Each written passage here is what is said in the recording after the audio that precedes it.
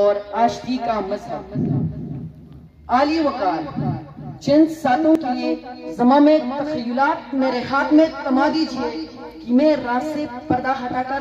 تاریخ کے دو متضاد چہروں کو آئینہ حقیقت کی روح برو کرنا چاہتا ہوں۔ عالی جناب، آج دنیا بھر میں عالمی میڈیا کی یلغار، الزامات کی بچاڑ، اعتراضات کی پرتیز نشتر چلا کر بڑی چرب لسانی اور فلسفیانہ چیرہ دستیوں کے ذریعے اسلام کی مقدس تعلیمات کو دہشت گردی جیسے ناسور کے ساتھ پیوست کرنے کی ناپاک کوششیں بام عروج تک پہنچ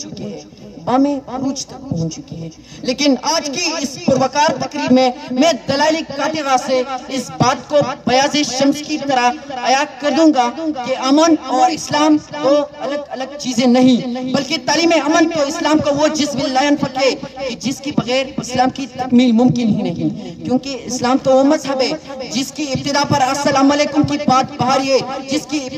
کی عبادت پر امن السلامتی کی آبری نسیہ بن کر برس رہا ہوتا ہے، جس کی موصل کی ابتدا امن و شانتی کی نوید مسرت بن کر جگمگاتی ہے، جس کی ترغیب المسلم من سلم المسلمون من لسانہ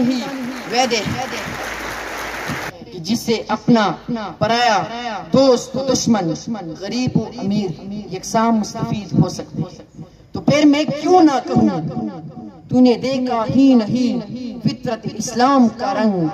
تو نے دیکھا ہی نہیں فطرت اسلام کا رنگ، ہم نفس دین محمد ہے محبت کا پیغام، امن اخلاق محبت راہ تسلیم و رضا، امن اخلاق محبت راہ تسلیم و رضا، دین اسلام نے آدم کو دیا ہے پیغام۔ سامعین ذی حشم، براہین ساتیہ اس بات پر شاہد ہے کہ اسلام ہی وہ مذہب ہے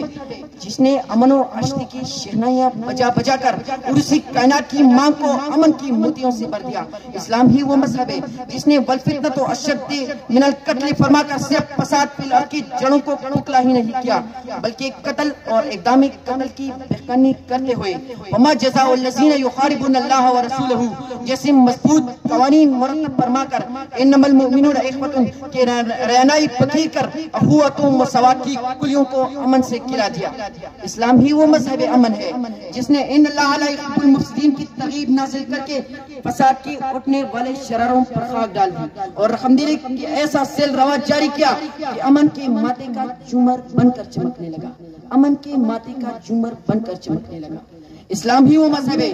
جس نے لا تقتلوا اولادکم خشیۃ املاق کا حکم نازل فرما کر زندہ ترگور ہونے والی بچوں کو حیات جاودانی کا جام عطا کیا،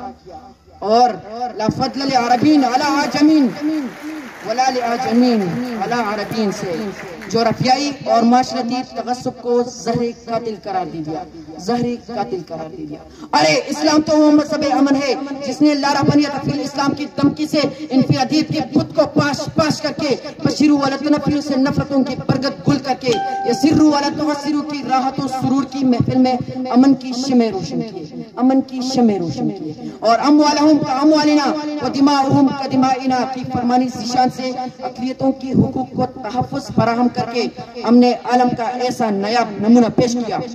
کہ قبرص کے عیسائی بھی رو کر یہ کہنے پر مجبور ہو گئے کہ اتنا امن آج تک ہمیں حاصل نہیں ہوا تھا جتنا کہ اسلام کی وجہ حاصل ہوا۔ تو پھر مجھے کہنے دیجئے،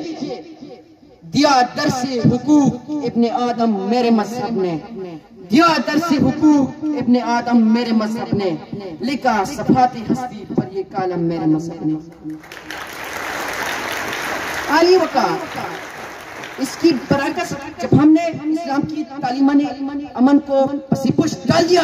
تو امن کا محتاب منور ظلم و بربریت کی سیاہ بادلوں میں گم ہو گیا۔ کشمیر، چیچنیا، فلسطین، شام، عراق،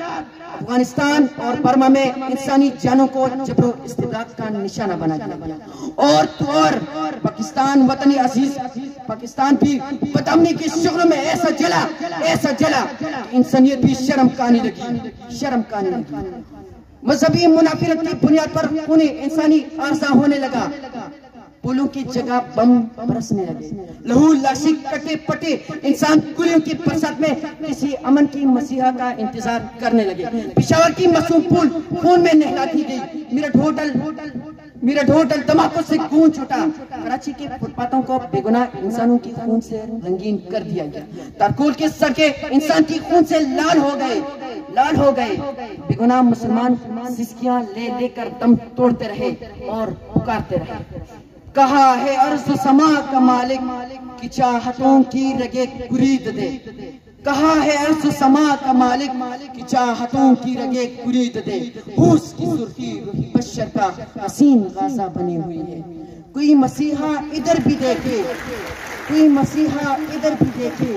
کوئی تچارہ گری کو اترے، افق کا چہرہ لہو میں ترہے، زمین جنازہ بنی ہوئی ہے۔ عزیزان من، سوزے دل اور دل سے کہنے لگا ہوں کہ محبتیں لوٹ سکتی ہے، امن کے کرنے پھر سے پھوٹ سکتی ہے، اخوت و مساوات کا مہر و منور دوبارہ طلوع ہو سکتا ہے،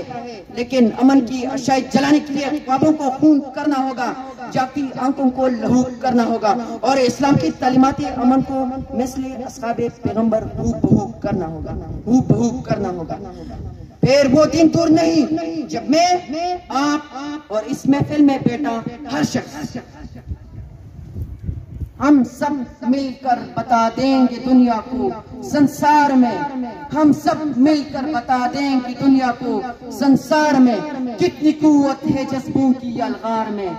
باخدا پھر غریبوں کی دربار میں، باخدا پھر غریبوں